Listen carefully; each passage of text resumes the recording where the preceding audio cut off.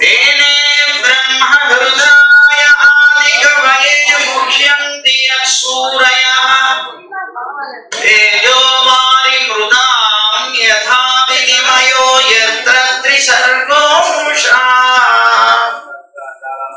धाम्ना स्वेन सदा निरस्तकुहकं सत्यं परं धीमहि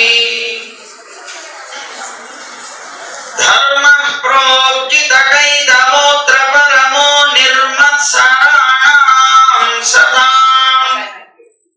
वेद्यं वास्तवमत्र वस्तु शिवदं तापत्रयोन्मूलनम्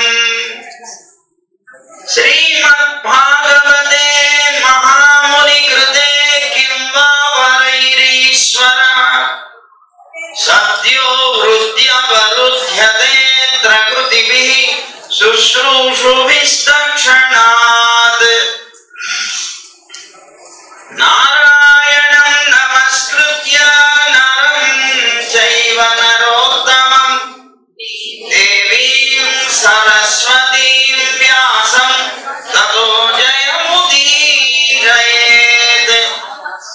यं प्रव्रजन्तमनुपेदमपेदकृत्यं द्वैपायनो विरहकातराजुहाव पुत्रेति तन्मयतया तरगोऽभिनेदुः तं सर्वभूतहृदयं मुनिमानतोऽस्मि श्रीमद्भागवतं पुराणतिलकं यद्वैष्णवानां धनं यस्मिन् पारमहंस्यम् एकममलं सत्यं ज्ञानं परं गीयते यत्र ज्ञानविरागभक्तिनैष्कर्म्यमाविष्कृतम्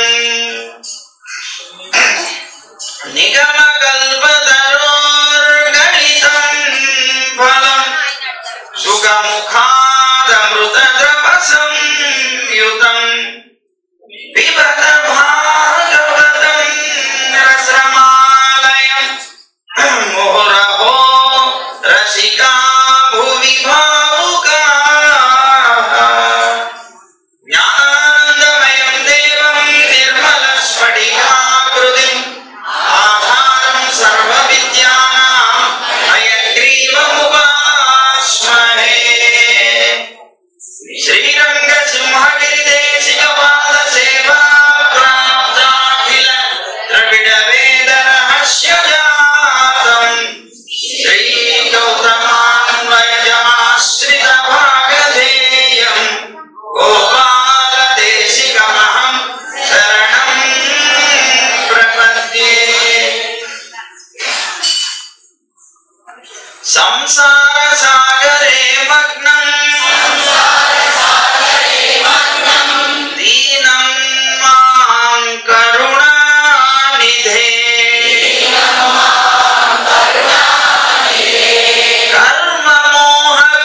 कर्ममोहगृहीताङ्गं मामुद्धर भवार्णवात्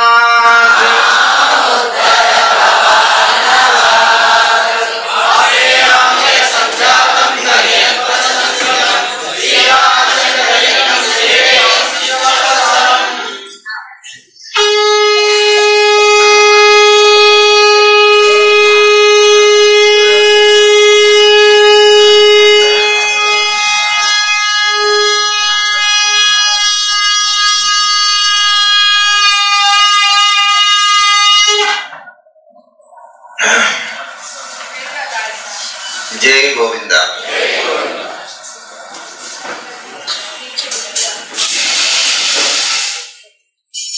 సరే నిన్న సాయంత్రం చెప్పుకున్నాం మనం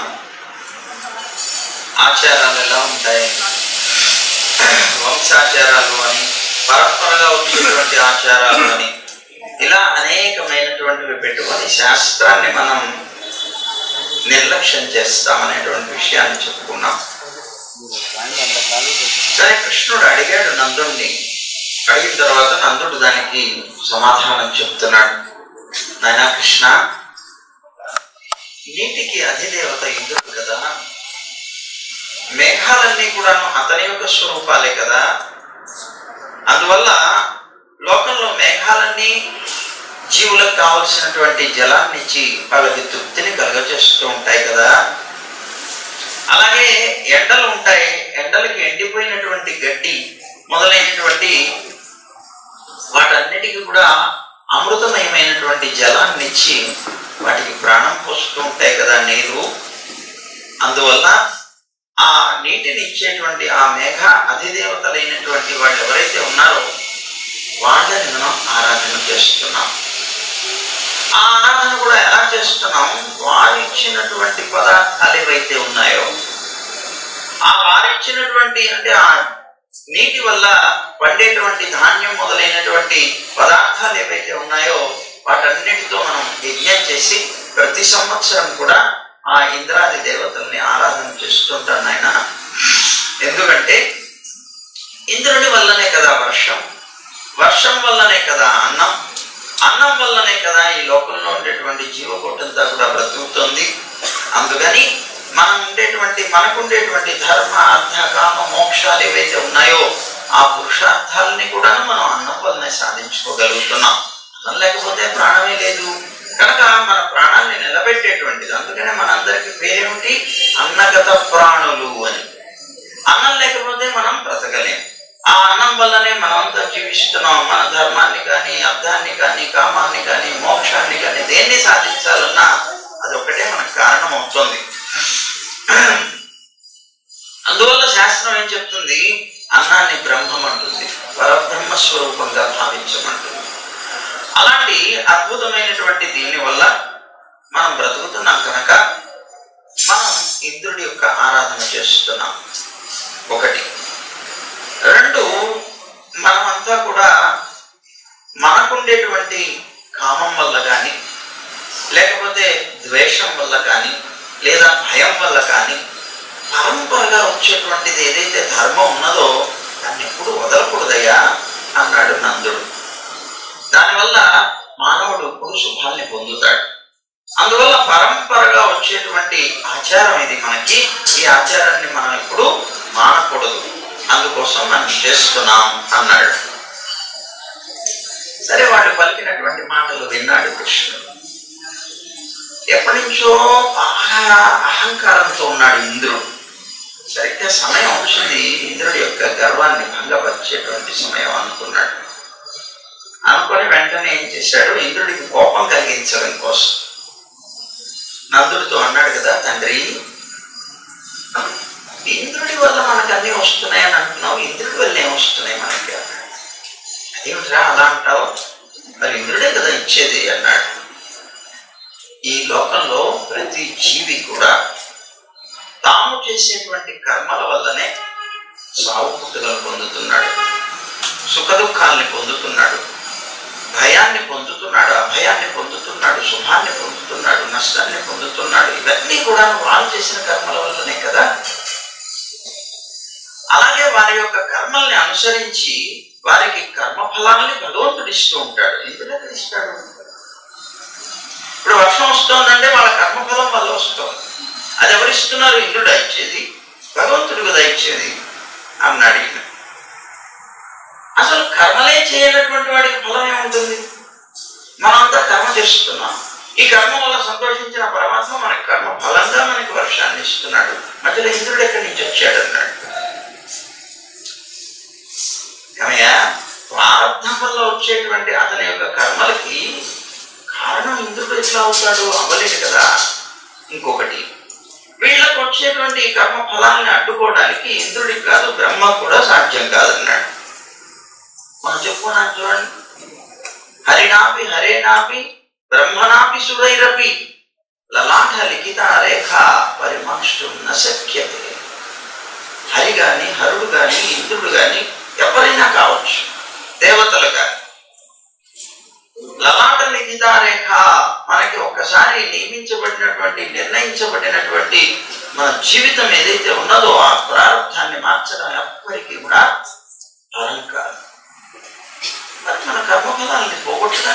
సాధ్యం కాదు. మన కర్మఫలాలను ఇచ్చేవాడు ఇంద్రుడు కాదు. అలాంటప్పుడు ఇంద్రుడిని ఎందుకు ఆరాధించాలన్నాడు. ఈ విధమైనటువంటి సుఖాలు లేకపోతే దుఃఖాలు మొదలైనటువంటివన్నీ పొందటం మానవులకు కానీ దేవతలకు కానీ అసురులకు కానీ స్వభావ సిద్ధమయ్యాయి అన్నాడు. స్వభావం అంటే ఏంటి? పూర్వ సంస్కారం అన్నమాట. మనం వాడికి స్వభావం రాది అంటాడు. స్వభావం అంటే అది పూర్వ సంస్కారం వల్ల వచ్చినటువంటిది, అనువర్తిస్తూ ఉంటుంది. అందువల్ల వాడికి అది పుట్టుకతోనే వస్తుంది. వాడికి పుట్టుకతో వచ్చింది పుడకలతో కానీ పోదురా అంటాడు. అంటే అర్థమేంటి? పోతే వాడు చచ్చిపోతే కానీ పోదు. వాడితో వచ్చింది. వాడితో ఎక్కడి నుంచి వచ్చింది? ఇతను జన్మనిచ్చి అనువర్తిస్తూ వస్తుంది. అది పూర్వ సంస్కారం అంటారు. స్వభావం. అందువల్ల వాళ్ళందరూ కూడా ఈ స్వభావానికే అధీనులై ఉంటారు. కర్మ వల్లనే వాళ్ళందరూ కూడా దేవతలుగానో లేకపోతే మనుషులుగానో లేదా పశు పక్ష్యాదులుగానో పుడుతున్నారు. ఆ కర్మ వల్లనే మళ్ళీ దాన్ని వదిలించుకుంటున్నాడు. కర్మ వల్ల పుడుతున్నాడు, కర్మ వల్ల వదిలించుకుంటున్నాడు. కనుక కర్మే గురువు, దైవం, శత్రువు, మిత్రుడు, ఉదాసీనుడు మొదలైనటువంటివన్నీ కర్మే అవుతుందయ్యా అన్నాడు తండ్రితోటి. కర్మ సిద్ధాంతాన్ని చెప్తున్నాడు తండ్రితో. ఎందుకు ఇవన్నీ చెప్తే గానీ ఇంద్రుడికి బాగా ఇది పెడుతున్నాడు. భగవంతుడు కూడా లోకంలో ఉండేటువంటి జీవుల్ని అనుగ్రహించేటప్పుడు తన ఇచ్ఛానుసారంగా ఎవరిని అనుగ్రహించడు, దుఃఖ పెట్టడు. వాళ్ళ కర్మానుసారంగానే. ఈ విషయంలో చాలా మందికి ఒక సందేహం ఉన్నది. ఏమిటండి భగవంతుడు అంటారు ఆయన కొంతమందిని ఏడ్పిస్తుంటాడు, కొంతమంది నవ్విస్తుంటాడు, కొంతమంది ధనవంతులు చేస్తాడు, కొంతమంది దరిద్రులను చేస్తాడు. చెప్పుకోవడం మాత్రం సమూహం సర్వభూతేషు అని లోకంలో ఉండే సకల జీవరాశి అందు కూడా నేను సమమైనటువంటి భావం కలిగి ఉంటానని చెప్తాడు. ఇది ఎక్కడండి విచిత్రం? మరి సమానంగా ఉండేవాడు అందరినీ కూడా ధనవంతులుగాను అందరినీ దరిద్రులుగాను పుట్టించవచ్చు కదా. అలా ఎందుకు పుట్టించాడు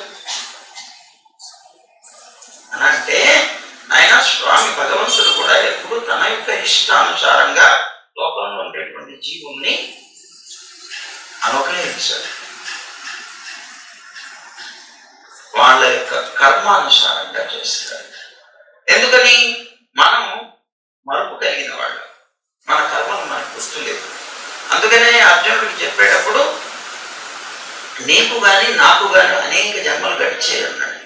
నీ జన్మలు నీకు తెలియవు, కానీ నా జన్మలు నీ జన్మలు నాకు తెలుసు అన్నాడు. అలాగే మనందరి జన్మలు కూడా ఆయనకి తెలుసు, మనందరి కర్మలు కూడా ఆయనకి తెలుసు. కనుక మన కర్మలు మన జన్మలు ఆయనకి తెలుసు కనుక మనకి ఇవ్వాల్సినటువంటి పుణ్య పాపాలన్నీ ఆయన ఇస్తాడు. ఇవ్వడం వరకు మాత్రమే ఆయన బాధ్యత. ఆయనేమి తన ఇష్ట ప్రకారంగా నువ్వు ఇవాళ ఏడు, నువ్వు నవ్వు అనడు. నీకు నేను అద్భుతంగా ధనవంతుని చేస్తున్నా, నేను దరిద్రుని చేస్తున్నా అనడు. వాళ్ళ కర్మానుసారంగా వాళ్ళ ఆయా స్థితిని పొందేలాగా చేస్తాడు. ఎందుకంటే నీ కర్మకి సాక్షి తాను కనుక. ఇప్పుడు బ్యాంకుకి వెళ్ళారు, బ్యాంకులో క్యాషియర్ ఉంటాడు, ఆ కౌంటర్లో కూర్చుంటాడు. మీరు ఒక పేపర్ మీద మీకు కావాల్సినటువంటి డబ్బు అంకె వేశారు, దానికి సంబంధించి రాశారు, అది వెళ్ళింది. వెళ్ళిన తర్వాత లైన్లో నిలబడ్డారు. నిలబడినటువంటి వాడికి ముందు వాడికి 1,00,000 రూపాయలు వాడు తీసి ఇచ్చాడు. వెనకాల వచ్చిన వాడికి 5,000 ఇచ్చాడు. వీడు గొడవ చేశాడే, వాడికి 1,00,000 రూపాయలు ఇచ్చావు, నాకు 5,000 ఇచ్చేవాడి. ఒరే నాన్న, నీ అకౌంట్లో ఉన్నది నీకు ఇచ్చాను, అతని అకౌంట్లో ఉన్నది అతనికి ఇచ్చాను. అతను అనుభవించవలసింది కోరాడు అతను, ఇతను అనుభవించవలసింది కోరాడు. మీ అకౌంట్లను బట్టి నేను ఇచ్చాను తప్ప నా ఇష్ట ప్రకారం నేనేమి ఇవ్వలేదంటాడు కదా.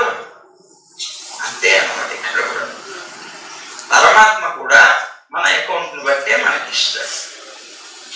అప్పుడు ఆయన ఏమవుతుంది? తప్పు చెప్పండి. లోకంలో ఒకటి దరిద్రుడిగా పుట్టించాడన్న దోషం ఆయన మీద వేయగలుగుతామా? లేకపోతే గొప్ప ధనవంతుడిని పుట్టించాడు కనుక ఆయన మీద గొప్పగా కీర్తిస్తామా? ఏమీ లేదు. కనుక ఇక్కడ ఏం చెప్తున్నాడు తాను? భగవంతుడు కూడా తన ఇచ్ఛానుసారంగా ఎవరికి ఏమీ ఇవ్వడు. ఆ జీవుడి యొక్క కర్మ ఫలాన్నే తాను ఇస్తూ ఉంటాడు అని చెప్పాడు. అందుకని మానవులందరూ కూడా తమ వర్ణ ఆశ్రమ సంబంధమైనటువంటి కర్మల్నే చేస్తూ ఆ కర్మల్ని ఎప్పుడు కూడా గౌరవించాలి. ఎందుకంటే ఆ కర్మలే నిన్ను మళ్ళీ జన్మింపజేస్తాయి, లేకపోతే నిన్ను జన్మ నుంచి తప్పిస్తాయి. కనుక నీ వర్ణ ధర్మాలు ఆశ్రమ ధర్మాలు ఏవి వదలకుండా నువ్వు ఆచరిస్తూ వెళ్ళాలి. కానీ నీకు మోక్షం కావాలి అంటే మాత్రం అవి నిష్కామంగా చేయాలి, వదలకూడదు. కర్మలు చేయాలి. కర్మని వదిలేయక్కర్లేదు. నేను మోక్షం కోరుతున్నాను కనుక ఈ కర్మలు నాకు అవసరం లేదు అని వదిలేయక్కర్లేదు. నువ్వు కర్మత్యాగం చేయకూడదు, కర్మ ఫలత్యాగం చేయాలి. అందువల్ల నిష్కామంగా నీ కర్మల్ని నువ్వు ఆచరిస్తూ ఉండాలి.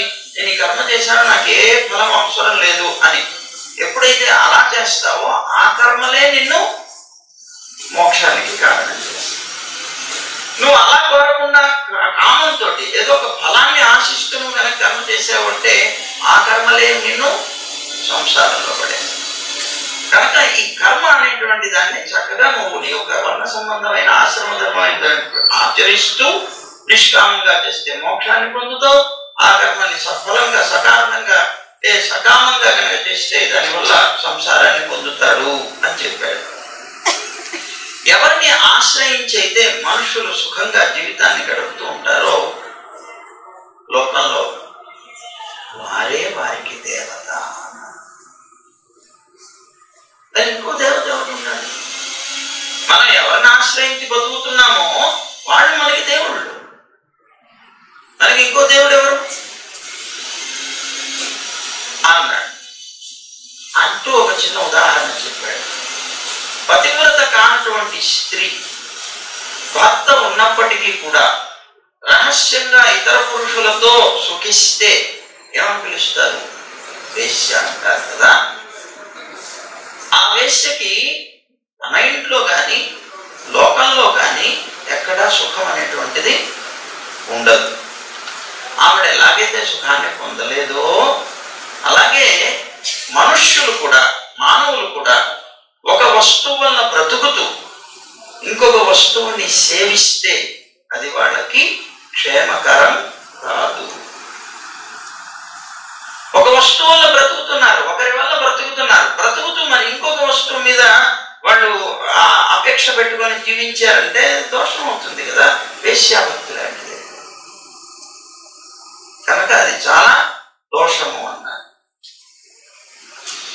లోకంలో ఉండేటువంటి 4 వర్ణాల వాళ్ళకి ఒక్కొక్క విధానం నేను సృష్టించాను.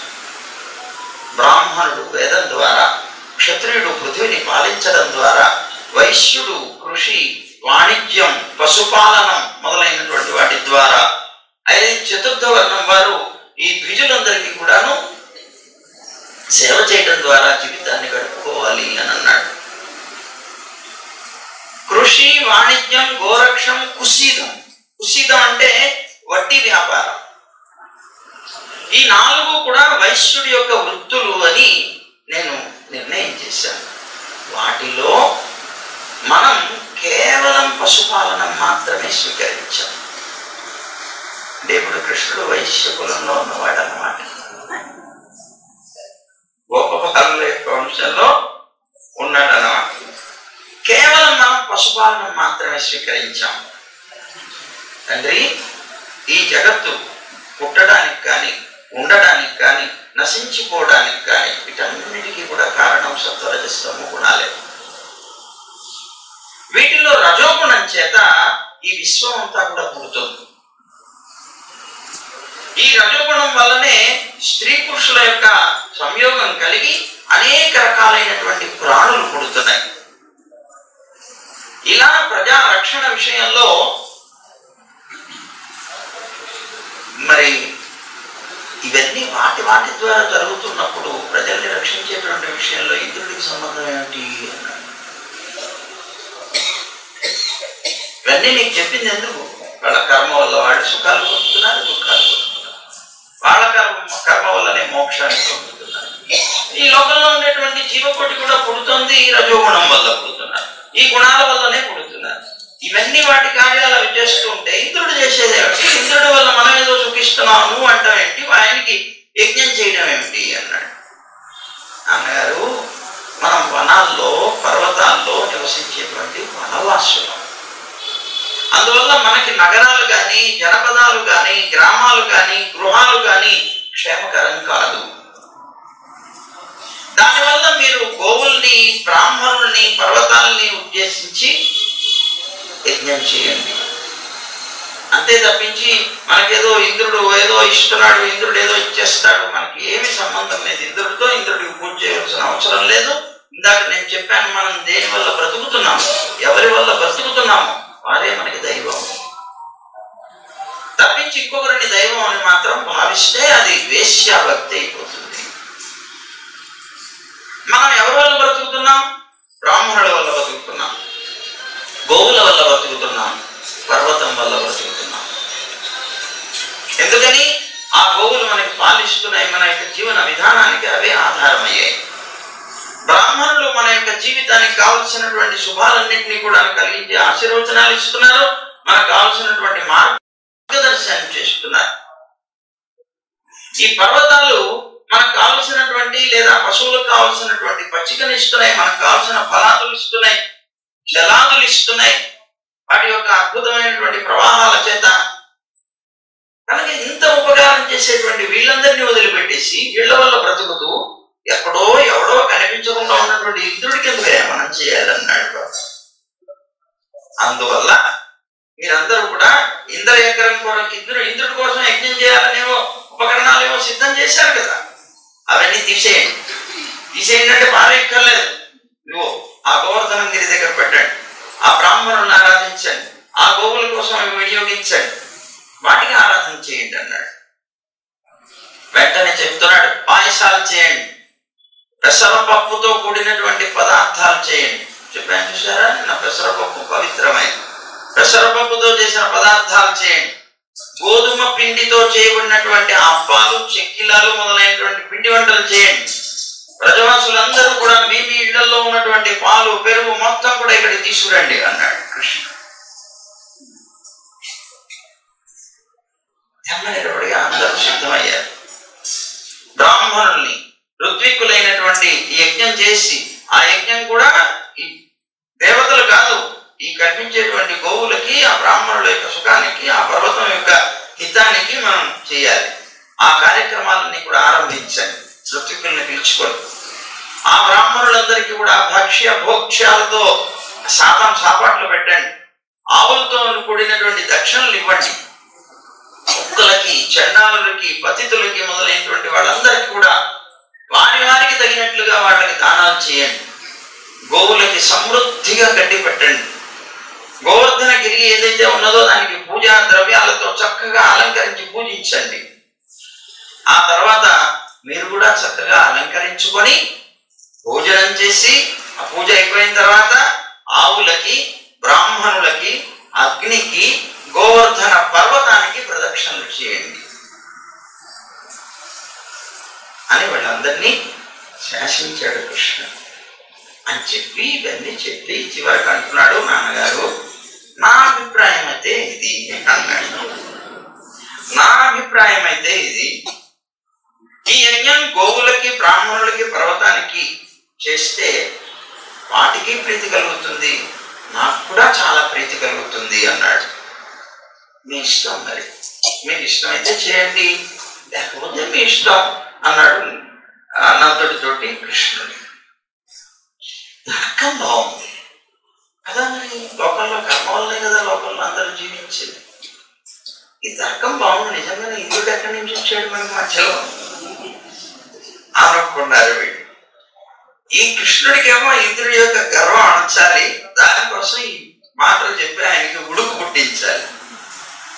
అల్లరి చేష్ట వాళ్ళతో కూడా చేస్తాడు. అంటే మానవులతోనేనా నేను అల్లరి చేష్ట చేసేది, దేవతలతో కూడా కొద్దిగా గిల్లి ఏడిపించడం చేయాలి. మరి ఇక్కడే చేస్తే అలాగా, అందుకోసం వాళ్ళని గిల్లుతున్నాడు అన్నమాట కొద్దిగా. సరే, కృష్ణుడు పలికినటువంటి ఇంద్రుడి యొక్క గర్వం అణచడం కోసంగా పలికినటువంటి మాటలన్నీ విన్నాడు నందగోపుడు. మిగిలినటువంటి గోప వాళ్ళకి కూడా నచ్చింది. నిజమే కదా నువ్వు చెప్పింది కృష్ణ, అందువల్ల మేమందరం కూడాను నువ్వు చెప్పినట్లుగానే చేస్తా ఉన్నారు అని వెంటనే వాళ్ళు ఏ ఏ సంభారాలు అయితే ఇంద్రుడి యొక్క ఆరాధన కోసంగా తెచ్చారో, ఏ సంకల్పం అయితే దానికోసం చేశారో సంకల్పాన్ని మార్చేశారు. గోవుల్ని, బ్రాహ్మణుల్ని, ఆ గోవర్ధనగిరి పర్వతాన్ని ఆరాధించడం ప్రారంభించారు. వీళ్ళందరూ ఎంతో శ్రద్ధగా నేను చెప్పినటువంటి మాటను విని ఇంద్రుడి యజ్ఞాన్ని వదిలిపెట్టేసి గోవర్ధనగిరి పర్వతాన్ని ఆరాధన చేస్తూ ఉంటే వీళ్ళకి ఉండేటువంటి ఆ విశ్వాసాన్ని ఇంకా పెంచాలి అనుకున్నాడు. ఎలా పెంచాలి ఆలోచించాడు. సరే, ఇంకా విశ్వాసాన్ని కలిగించడం కోసం తానే పెద్ద శరీరాన్ని ధరించాడు. పెద్ద రూపంతో గోవర్ధనగిరి పర్వతంలో కూర్చున్నాడు. అలా కూర్చొని ఆ పర్వతమే కృష్ణుడా అన్నట్లుగా రూపాన్ని ధరించాడు. రూపాన్ని ధరించి నేనే గోవర్ధనగిరి పర్వతాన్ని, మీరు నాకు పూజ చేశారు, చాలా ఆనందిస్తున్నాను అన్నట్టు. ఆయన నిజంగా గోవర్ధనం పలుకుతుందని పాపం వీళ్ళందరూ కూడా, గోపబాలులందరూ కూడా చాలా ఆనందపడిపోయారు. అబ్బా, ఇది ఇంతకాలం నుంచి ఏదో కొండ, రాయి, ఏదో అచేతన పదార్థం అనుకున్నాం, ఈవేళ నిజంగా కృష్ణుడు చెప్పింది ఎంత సత్యం, ఎంత నిజం. అయ్యో కృష్ణుడు అదవా, చూడు చూడు ఆ గోవర్ధనుడు పలుకుతున్నాడు, మన దగ్గర మనం ఇచ్చేమని తింటున్నాడు, స్వీకరిస్తున్నాడు అన్నాడు. అదే కదా చెప్పేది నేను, పదండి అందరం కలిసి ఆరాధిద్దాం అని తనని తానే మళ్ళీ అక్కడ ఆరాధన చేసుకుంటున్నాడు కృష్ణుడు. వాళ్ళతో కలిసి వెళ్ళి ఆ పూజా ద్రవ్యాలని తీసుకొని అక్కడ ఉండేటువంటి ఆ పూజ తాను చేస్తూ తనని తాను పూజించుకుంటూ వాళ్ళ చేత పూజ చేయించి తాను ప్రీతిగా వాళ్ళ యొక్క పూజనంతటిని స్వీకరించాడు. సరే, అప్పుడు అన్నాడు కదా, చూడండి ఈ పర్వతం ఎలాగ మనని అనుగ్రహిస్తుందో, ఒకవేళ దాన్ని కనుక అనుసరించకపోతే అదే పర్వతం ఓ సర్పాలుగా అయి కాటు వేస్తుంది సుమి అన్నాడు. దాని వనవాసులైనటువంటి మనందరినీ నాశనం చేస్తుంది అన్నాడు. అందువల్ల మనందరి క్షేమం కోసం, గోవుల యొక్క క్షేమం కోసం మనందరం దీనికి సాష్టాంగ నమస్కారం చేయాలన్నారు. అందరూ కలిసి సాష్టాంగం చేశారు. బ్రజవాసులందరూ మహా ఆశ్చర్యం పొంది వీళ్ళందరికీ కూడా ప్రదక్షిణ చేశారు. కృష్ణుడు చెప్పాడు కదా, గోవులకి అలాగే బ్రాహ్మణులకి పర్వతానికి కూడా చేశారు, గోవర్ధనగిరి పర్వతాన్ని. ఇప్పటికీ కూడా గోవర్ధనగిరి పర్వతానికి అక్కడ ప్రదక్షిణ చేస్తారు. గోవర్ధన పరిక్రమ అంటారు, చేస్తారు. కొంతమంది అయితే పడుకొని చేస్తారు, పడుకొని నమస్కారంతో చేస్తారు. అంటే ఎలాగా, ఇలా పూర్తిగా బోర్ల బొక్కలా పడుకుంటారు, నమస్కారం చేస్తారు. ఎక్కడ దాకా అయితే శరీరం వచ్చిందో అక్కడ ఒక రాయి పెట్టుకుంటారు. మళ్ళీ అక్కడి నుంచి లేచి మళ్ళీ అక్కడి నుంచి ఇంకో నమస్కారం చేస్తారు. మళ్ళీ అక్కడ ఒక రాయి పెట్టుకుంటారు. మళ్ళీ అక్కడి నుంచి ఇంకో నమస్కారం చేస్తారు. ఇలాగ గోవర్ధనగిరి పర్వతానికి నమస్కార రూపంగా ప్రదక్షిణ చేస్తారు. కొంతమంది కృష్ణుడు పాలు, పెరుగు, వెన్న అన్ని తెండన్నాడు కదా, దానికి అభిషేకం చేయాలి గోవర్ధన పర్వతాన్ని. అందుకోసం ఇప్పటికీ కూడా కొంతమంది టిఫిన్ పెట్టుకొని ఆ టిఫిన్లలో పాలు వేసుకుంటారు. ఆ వెనకాల ఒక రిక్షాలో పాలు అన్నీ వస్తూ ఉంటాయి. వీళ్ళు నడుస్తూ ఉంటారు, దానికి ఒక చిల్లు పెడతారు. చిల్లు పెట్టేసి అది ఇలా నడిపించుకుంటూ వెళ్ళిపోతుంది. నడుస్తూ వెళుతుంటే ఏమవుతుంది, పాల ధార పడుతూ ఉంటుంది, అది అభిషేకంగా భావిస్తుంది. కొంతమంది నడవలేని వారు బండిలో కూర్చొని అలా పెడతారు, అది అలా అలా అభిషేకం చేస్తారు గోవర్ధన పర్వతాన్ని. అక్కడ ఏంటది, సుమారుగా 56 రకాల పిండి వంటలతో ఆరగింపు చేస్తారు. చెప్పన్ భోగ్ అంటారు. చెప్పన్ అంటే 56 అనుకుంటాం. 56 చెప్పన్ భోగ్ అంటారు. ఆ చెప్పన్ భోగ్ ఆరగింపు చేస్తారు. అలాగా గోవర్ధనగిరి పర్వతాన్ని ఇప్పటికీ కూడా అక్కడ ఆరాధన చేస్తారు, కృష్ణ రూపంగానే. సాక్షాత్తు కృష్ణుడే అందులో చేరి తాను అనుగ్రహించాడు కదా, అందుకోసం. సరే, మొత్తం మీద ఇది ఇలా అయింది. పూజలు చేశారు వాళ్ళు, ఆనందంగా మళ్ళీ ఇళ్ళకి వెళ్ళారు. కృష్ణుడి యొక్క మాటలు నమ్మారు వీళ్ళు. నమ్మి పూజ మానేసేసి, ఆ ఇంద్రుడి పూజ మానేసి గోవర్ధనుడికి పూజ చేసినటువంటి వార్త ఇంద్రుడికి తెలిసింది. ప్రతి సంవత్సరం నా గురించి వీళ్ళు ఇది చేస్తారు, నాకు ప్రతి సంవత్సరం హవిస్సులు అందుతాయి, ఈ సంవత్సరం వీళ్ళు చేయలేదు, వీళ్ళు చేయకపోవడానికి కారణం ఏమిటి అని తెలుసుకుంటే కృష్ణుడు ఇలా మార్చాడని తెలుసు. ఈ ఇంద్రుడికి మహాకోపం వచ్చింది. ఎందుకంటే తనకి తానే ఒక పెద్ద ఈశ్వరుణ్ణి అని భావిస్తాడు. 3 లోకాలకి అధిపతి కదా. అందుకోసం తనని తాను ఒక గొప్ప ఈశ్వరుణ్ణి అని భావించేటువంటి ఇతనికి మహాకోపం వచ్చిందట. దానికి జరిగింది ఒక మహా అవమానం అని భావించాట. వాడు సహించలేకపోయాట. ఒక మానవ మాత్రుడైనటువంటి ఒక పిల్లవాడైనటువంటి కృష్ణుడి యొక్క మాట విని వీళ్ళు నా యజ్ఞాన్ని వదిలేస్తారా, ఇంతకాలం నుంచి పారంపర్యంగా వస్తున్నటువంటి యజ్ఞాన్ని వదిలిపెట్టేసి దైవాపరాధం చేశారు, వీళ్ళు దేవతలకు అపరాధం చేశారు, కనుక వీళ్ళని క్షమించకూడదు అనుకున్నట్ట ఇంద్రుడు. జ్ఞానహీనులు వీళ్ళు, భగవద్విద్యను వదిలిపెట్టేశారు. బలహీనమైనటువంటి నావ లాంటి కర్మరూపమైనటువంటి ఒక నావని ధరించి వీళ్ళు దాటాలనుకుంటున్నారు సంసారాన్ని. ఎంత వెళ్ళి వాళ్ళు అనుకున్నట్ట తాను. ఎందుకని కృష్ణుడంతా కర్మ సిద్ధాంతాన్ని ఉపదేశం చేశాడు కదా. ఇది ఒక చిల్లు పడవ లాంటిది. ఈ చిల్లు పడవ లాంటి కర్మని పట్టుకొని వీళ్ళు ఏదో దీన్ని దాటిపోవాలనుకుంటున్నారు. దానికోసం యాగం కూడా చేశారు మళ్ళీ ఆ పర్వతం కోసం. సంసారాన్ని దాటుతారా వీళ్ళు, చూస్తాను నేను కురిపించేటువంటి నీటినే దాటలేదు వీళ్ళు అనుకున్నట్టు బాబు అనుకొని గోపాలు కూడా కర్మరూపమైనటువంటి యజ్ఞం చేశారు. ఆత్మ విద్యని వదిలిపెట్టేశారు. కృష్ణుడిని ఆశ్రయించి సంసార సాగరం అనేటువంటి దాన్ని దాటాలనే ప్రయత్నం చేస్తున్నారని మండిపడి కృష్ణుడిని తిట్టేటవారు. ఏమన్నట్ట? వాచాలం బాలిసం స్తబ్దం అజ్ఞం పండితమానినం అన్నాడు. కృష్ణం మర్త్యముపాశ్రిత్య గోపామే చక్రురప్రియం అన్నాడు. చాలా తీవ్రమైనటువంటి కోపం వచ్చింది. కోపంతో అన్నట్ట ఆచాలం. ఆచాలం అంటే ఏంటి? ఎక్కువగా మాట్లాడేవాడు. కృష్ణుడిని పట్టుకొని అంటున్నాడు అన్నమాట. ఎక్కువగా మాట్లాడేవాడు. బాలిసం, పిల్లల స్వభావం కలిగినటువంటి వాడు, చిన్నవాడు కదా, పిల్లవాడు కదా అన్నాడు. అజ్ఞం, మహా అజ్ఞాని వీడు. ఏమీ తెలియదు. కర్మ చిల్లు పడవాలంటే కర్మను పట్టుకుని దాటాలంటున్నాడు. ఇంకా పై వాళ్ళకి బోధిస్తున్నాడు. పండితమానినం, తనని తాను పెద్ద పండితుల్లాగా భావిస్తున్నాడు ఇతను అంటున్నాడు. అలా అవినీతుడైనటువంటి వాడు అన్నాడు. అంటే మనుష్యుడు అలాంటి కృష్ణుణ్ణి ఆశ్రయించి గొప్ప వాళ్ళందరూ కూడా నా యజ్ఞాన్ని వదిలిపెట్టేశారు, నన్ను తిరస్కరించారు అని కోపం తెచ్చుకున్నాడు. సరే వీళ్ళందరికీ ఎందుకు ఇంత అహంకారం వచ్చింది అంటే ఆ కృష్ణుడి చేత వృద్ధి పొందింది వాళ్ళ యొక్క సంపద అంతా. వాళ్ళకి ఇంతో పూర్వం ఏమీ లేదు. కృష్ణుడు వచ్చిన తర్వాత వాళ్ళ గోసంపద అంతా వృద్ధి పొందింది. ఎందుకు? ఆయన యొక్క చూపుల చేత, ఆయన యొక్క స్పర్శ చేత, అన్నిటి చేత ఆనందంగా అన్ని వృద్ధి పొందేట. ఆ అహంకారంతో ఉన్నారు వీళ్ళు. ఐశ్వర్య మదం చేత వీళ్ళంతా ఉన్నారు. అలాంటి ఐశ్వర్య మదాన్నంతటిని పోగొట్టండి అన్నట్ట పెద్ద పెద్ద ఈ మేఘాలు ఉంటాయి. వీటిని సంవర్తకాలు అని అంటారు. సంవర్తకములు అనేటువంటి మేఘాలు ప్రళయకాలంలో వస్తాయి.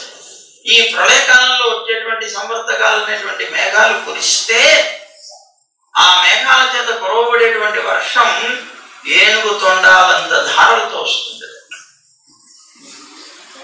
ఏనుగు తొండాలంత ధారలతో వర్షం కురుస్తుందిట. జగత్తంతా కూడా నిండిపోతుంది. ప్రళయ జలం అంటారు. అలాంటి వాటిని కురిపించేటువంటి సంవర్తకం అనేటువంటి మేఘాలను పిలిచేట, ఆదేశించట, వెళ్ళండి, వెళ్ళి ఆ పశువులు ఆ రేపల్లె మొత్తం అంతా కూడా మునిగిపోయి నాశనం అయిపోయేలాగా చేయండి పోండి అన్నట్టు. మీతో పాటు నేను కూడా వస్తున్నాను అన్నాడు. నేను ఆ నందుడి యొక్క ఆవులు దూడలు అన్నింటినీ కూడా నాశనం చేయడానికి నేను కూడా వస్తున్నాను. ఐరావతాన్ని ఎక్కి మరుద్గణాలను కూడా దగ్గర పెట్టుకుని మరీ వస్తున్నాను నేను అన్నట్టు. ఐశ్వర్య మదాంతుడైనటువంటి ఇంద్రుడు పలికినటువంటి మాట వింటున్నాడు. కింద నుంచి కృష్ణ చూస్తున్నాడు. ఈ అహంకారం పోగొట్టడానికే నా ప్రయత్నం అంతా అంటున్నాడు పరమాత్మ. కానీ నువ్వేం చేస్తావు? వచ్చి నీ ప్రయత్నాన్ని నేనెందుకు అడ్డుకుంటా? భగవంతుడు ఎప్పుడు అడ్డుకోడు. ఎవరి ప్రయత్నాన్ని అడ్డుకోడు. కానీ నీకు ఎలా జ్ఞానం కలిగించాలో అలాగే చేయాలి అనుకున్నాడు. సరే, ఇంద్రుడి యొక్క ఆజ్ఞను పుచ్చుకునే మేఘాలన్నీ కూడా కుంభవృష్టి కురిపించేయడం. నంద గోకులం అంతా కూడాను బాధింపబడిందిట. పెద్ద పెద్ద శబ్దాలతో ఉరిమేట, పిడుగులు పడుతున్నాయిట, పెద్ద పెద్ద శిలల వర్షాలు కురుస్తున్నాయిట, నిరంతరం స్తంభాల్లాంటి పెద్ద ధారలు పడుతున్నాయిట, వర్షం కురిసిపోతుందట, మొత్తం జలమయమైపోయింది, రేపల్లంతా మునిగిపోయింది. అందులో ఉండే గోపబాలు గోవులు అందరూ కూడా పరుగులు పరుగులు పరుగులు పెట్టుకుంటూ కృష్ణుడి దగ్గరికి వచ్చారు. అందులో ఆ ఉన్నటువంటి ఆ జలధారలు, దీనికి తోడు తీవ్రగతిలో వచ్చేటువంటి వాయువు, వీళ్ళందరూ ఆ ఇంద్రుడికి సపోర్టర్స్ కదా వచ్చారు. ఈ భయపడిపోయినాయి గోవులన్నీ కూడా, పెద్దగా అంబా అంబా అంబా అంటూ తిరుగుతున్నాయి. చలికి వణికిపోతున్నారు గోప గోపికలందరూ కూడా. పరుగు పరుగున వచ్చారు, కృష్ణుడి పాదాల మీద పడ్డారు. మహాప్రభు, నువ్వు తప్ప మాకెవరు దిక్కులేరయ్యా, నువ్వు చెప్పావని మేమేదో చేసాం, ఇంద్రుడు కోపం తెచ్చుకున్నట్టున్నాడు, ఇదిగో అంతా ముంచి పారేస్తున్నాడు, మాకు ఇంకో గతి లేదు అని అన్యథా శరణం నాస్తి త్వమేవ శరణం మమ కృష్ణ అన్నాడు. పడ్డాడు పాదాల. ఎప్పుడైతే ఆయన పాదాల మీద పడ్డాడో ఆ పడుతూ పడుతూ వాళ్ళందరూ ఎలా పడ్డారట, కృష్ణ కృష్ణ మహాభాగ స్వన్నాథం గోకులం ప్రభో త్రాతు మరహసి దేవాన్న కుపితా భక్తవత్సల అన్నారు. ఓ భక్తవత్సలుడా, మహాభాగా, కృష్ణ ప్రభు, ఇంద్రుడు కోపించినట్టున్నాడయ్యా, ఈ గోకులం అంతా కూడా నిన్నే శరణాగతి చేస్తోంది, నీ అధీనంలో ఉన్నది ఈ గోకులం అంతా, మమ్మల్ని రక్షించడానికి నువ్వు తప్ప ఇంకొక సమర్థుడే మాకు లేడు, నిన్ను ఆశ్రయిస్తున్నామని శరణాగతి చేశారు. సరే, గోపాలుని అర్థించక ముందే అతని యొక్క అహంకారం అవన్నీ కూడా సర్వాంతర్యాన్ని ఆయనకి తెలిసిందే కనుక రాళ్ల చేత వర్షం కురిపిస్తున్నాడు. ఆ క్రూరుడు రాళ్లతో వర్షం, మా స్వామివారు అంటూ ఉండేవారు, వాడు రాళ్లతో వర్షం కురిపించాడని రాయినెత్తి పట్టుకున్నారయ్యా మా స్వామి. అదే నీళ్లతో వర్షం కురిపిస్తే సముద్రాన్ని ఎత్తి పట్టేవాడేమో స్వామివారు అంటూ ఉండేవారు. అలాగా ఆ బలమైనటువంటి గాలుల చేత అల్లల్లాడుతున్నారు గోకుల వాసులందరూ కూడా. వాళ్ళని చూసేటప్పటికీ కృష్ణుడి యొక్క మనస్సు కరిగిపోయింది. అయ్యో, ఆ సంరక్షణలో ఉన్నటువంటి వాళ్ళకి కష్టాన్ని కలిగిస్తాడా వీడు? ఇది ఇంద్రుడి యొక్క కోప కారణమే అతను అనుకుంటున్నాడు. విన్నాడు కదా, మూర్ఖత్వం వలన వీళ్ళకి ఏదో ఒక చిన్న పదవి కట్టబెడితే ఇంకా ఆ పదవిని పుచ్చుకొని లోకాన్నంతటినీ పరిపాలించే వాళ్ళు మేమే అని గర్వించి ప్రవర్తించేటువంటి ఇంద్రుడికి నా సామర్థ్యం ఏంటో చూపిస్తాను ఎప్పుడు అనుకున్నాడు. గర్వం అంతా కూడా భంగపరుస్తాననుకున్నాడు. దేవతల యొక్క సహజమైనటువంటి గుణం ఏదైతే ఉందో ఆ సత్వగుణానికి మళ్ళీ తీసుకొస్తాననుకున్నాడు.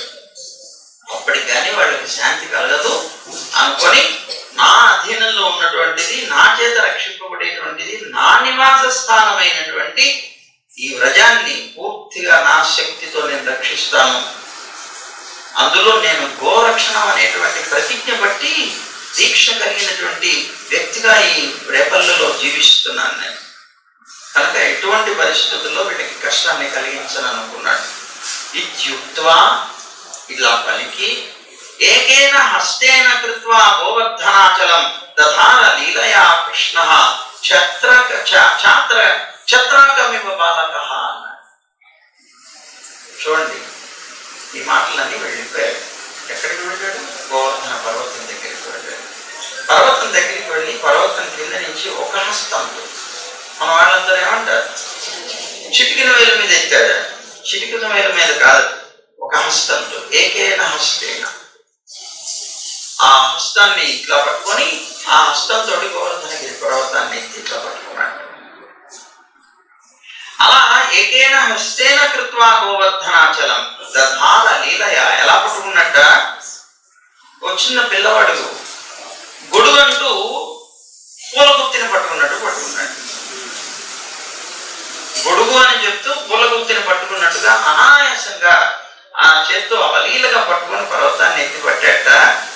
ఎప్పుడైతే ఇతను అలా పట్టాడో వీళ్ళందరికీ భయం వేసింది. కంగారు పడిపోయారు అందరూ కూడా. ఇంత పెద్ద పర్వతం ఏంటి, ఈ పిల్లవాడు మోయడం ఏంటి, ఆశ్చర్యం వేసింది. కృష్ణుడు అంటున్నాడు, రండి రండి రండి రండి, అందరు కిందకి రండి, దీని కిందకి రండి, దీని కిందకి రండి. ఆ ఇంద్రుడు కురిపించే రాళ్ల వర్షం నుంచి మనం అందరూ తప్పించుకోవచ్చు, రెండు రెండు అంటున్నాడు. వీళ్ళకి భయం ఇష్టం, వీడు మొయ్యలకు చుట్టుకుని వదిలేసాయంటే మనం అందరం పోతాడు కదా అనుకున్నాడు. ఏమేసింది బాబు, అలా భయపడిపోయినటువంటి వీళ్ళందరూ ఆలోచిస్తున్నారు బాబు.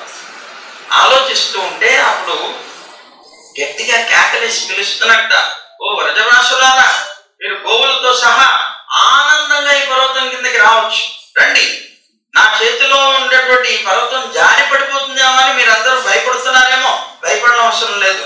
దీని కిందకి వస్తే మీరు హోరున వచ్చేటువంటి గాలి నుంచి వాన నుంచి మీరు తప్పించుకోవచ్చు. తప్పనిసరిగా నేను దీనికి రక్షణ కోసం, మిమ్మల్ని అందరినీ రక్షించడం కోసమే దీన్ని ఎత్తి పట్టుకున్నాను అన్నట్టు బాబు. అలా అంటుంటే కృష్ణుడి యొక్క మాటల మీద పరిపూర్ణమైనటువంటి భావం కుదిరింది. ఎందుకు కుదిరింది? ఇంత అద్భుతమైనటువంటి కార్యం చేసేవాడు ఎవరు? సరే పడేస్తే తర్వాత సంగతి, ముందు ఎత్తడం అనేది చేశాడు కదా, ఆశ్చర్యం. ఎత్తగలిగాడంటే వీడు సామాన్యమైన వాడు కాదు కనుక తప్పనిసరిగా వస్తామన్నారు. వాళ్ళు పండ్లతో సహా, గోవులతో సహా, సేవకులతో సహా, పురోహితులతో సహా గోపవాళ్ళందరూ దాని కిందకి చేరారు. అయినా బాబు వీళ్ళందరికీ నమ్మకం కుదరలేదు. కిందకి వెళ్ళారు కానీ ఏమో ఏ క్షణంలో వదులుతాడు. అందుకని ఆయన మీ దగ్గర ఉన్నటువంటి కర్రలన్నీ పట్టుకోండి, అదిగో మన అందరం కూడా దానికి సపోర్ట్ ఇద్దాం కృష్ణుడి యొక్క బలాన్ని. మీ దగ్గర ఉన్న కర్రలన్నీ పట్టుకోండి, అలాగా అదిగో ఆ పర్వతానికి ఆనిచ్చి పట్టుకోండి. ఒకవేళ పొరపాటున లేకపోతే కొద్దిగా చెయ్యి నెప్పేసి ఇలా అన్న కృష్ణుడు మనం ఉంటాయి పట్టుకుంటాం. అమాయకత్వం. అదే కాదు, కృష్ణుడికి కష్టం కలగకూడదు. ఒక్కడే మోస్తున్నాడు కదా, మనందరం సహకారం కనుక చేసినట్లయితే కృష్ణుడికి ఉండేటువంటి ఆ శ్రమ తగ్గించిన వాళ్ళం అవుతాం. పట్టుకోండి అందరూ కూడా అన్నారు. పాపం పట్టుకున్నారు. కృష్ణుడు చూసి నవ్వుకున్నాడు. వాళ్ళ ప్రేమకి వాళ్ళ భయానికి నవ్వుకున్నాడు కృష్ణుడు. యథార్థంగా కృష్ణుడికి ఏం జరుగుతుంది? కానీ ఎప్పుడైనా సరే భక్తుడైనటువంటి వాడు, ఇక్కడ రెండు దశలు ఉంటాయి లోకంలో ప్రతి వాడు, జ్ఞాన దశ, ప్రేమ దశ. జ్ఞాన దశలో ఉన్నప్పుడు వాడు ఏమనుకుంటాడంటే, ఇదిగో ఆయన సాక్షాత్తు పరమాత్మ, సృష్టికర్త, అలాంటి ఆయనకి ఇదంతా, ఈ కొండంత మనం చిన్న మట్టి పెట్టేసినట్టు చేస్తాడు, అదే ఉంది అనుకుంటారు జ్ఞాన దశలో ఉన్నటువంటి. కానీ ప్రేమ దశలో ఉన్నటువంటి వారు, మా కృష్ణుడు ఇంత పెద్ద శ్రమ పడ్డా, ఇతనికి శ్రమ కలిగించకూడదు, మనం అందరం కలిసి దానికి రక్షకంగా ఉండాలి అనే భావం కలిగించుకుంటారు. అది ప్రేమ దశ. వీళ్ళందరూ ఈ ప్రేమ దశలో ఉన్నారు. ఈ ప్రేమ దశలో ఉండి కృష్ణుని ప్రేమించేటువంటి వాళ్ళు కనుక ఇతని యొక్క అతిమానుష చేష్టలు అనేకం చూశారు. చూసినప్పటికీ కూడా అతని వాళ్ళకి భయం, కృష్ణుడికి ఏదైనా జరుగుతుందేమో. అత్యంతమైనటువంటి ప్రీతితో పాపం వాళ్ళు కర్రలు పట్టుకుంటే కృష్ణుడు ఏం మాట్లాడలేదు. మీ కర్రల వల్ల ఇదేం ఆగదు కానీ మీ ప్రేమ వల్ల ఆగచ్చు అనుకున్నాడు. ఈ ప్రేమ బలం చాలా గొప్పది. ఆ ప్రేమ బలం చేత ఆగుతుంది.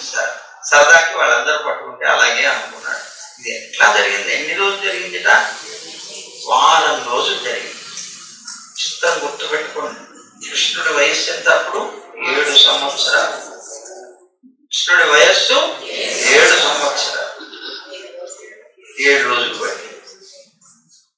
అలా ఆకలి దప్పుల్ని, తమ యొక్క సుఖాల్ని వదిలిపెట్టి వారం రోజుల పాటు ఆ గోవర్ధన పర్వతాన్ని అలసట లేకుండా పట్టుకొని కొంచెం కూడా కదలకుండా స్థిరంగా, ఎందుకంటే కొద్దిగా కదిలినా వీళ్ళు భయపడిపోతారు, మళ్ళీ పరిగెట్టేస్తారు బయటికి. ఆ రాళ్ల దెబ్బ తినడం చాలా కష్టం. అందుకోసం అని చెప్పి కదిలించకుండా అలాగే నిలబడ్డాడు బాబు. ప్రజవాసులందరూ కూడా కన్ను కదపకుండా ఆశ్చర్యంతో కృష్ణుడిని అక్కడ ఉన్నంతసేపు చూస్తూనే ఉన్నారు. ఇక్కడ విచిత్రమే, ఇంత పెద్ద పర్వతం, చిన్న పిల్లవాడు, ఆ కమలపు తూడులాగా ఉన్నటువంటి చెయ్యి, అది కమలం కాడ ఉంటుంది చూసారా, ఆ కమలపు కాడలాగా ఉన్నటువంటి సున్నితమైనటువంటి ఆ చెయ్యి ఏమిటి? ఇంత పెద్ద భయంకరమైనటువంటి పర్వతం ఏమిటి? దీని మీద నిలబడటమే, దీన్ని ఎత్తడమే. చాలా ఆశ్చర్యపోయి అలాగే చూస్తూ ఉండిపోయారట.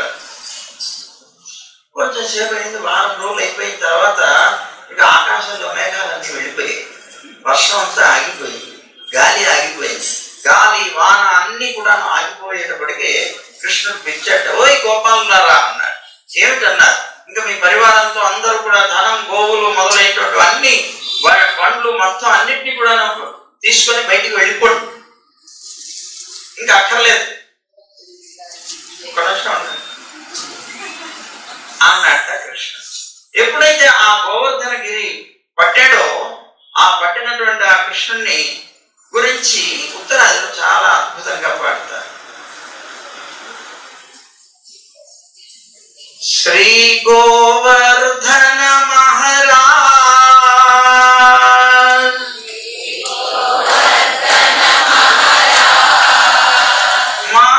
మహారాజ్ శ్రీ గోవర్ధన మహారాజ్